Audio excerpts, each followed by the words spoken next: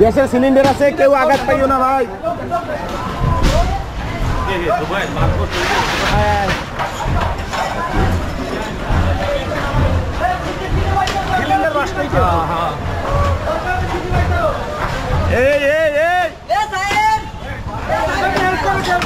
এই দোকানদার যারা আছে ভাই,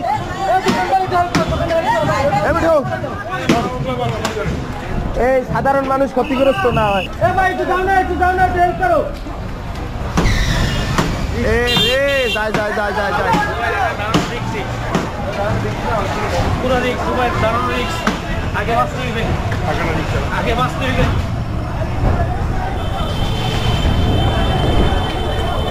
ভাই এদিকে আসছেন না, এদিকে আসছেন না, সিলিন্ডার আছে, সিলিন্ডার বাঁচতে হবে।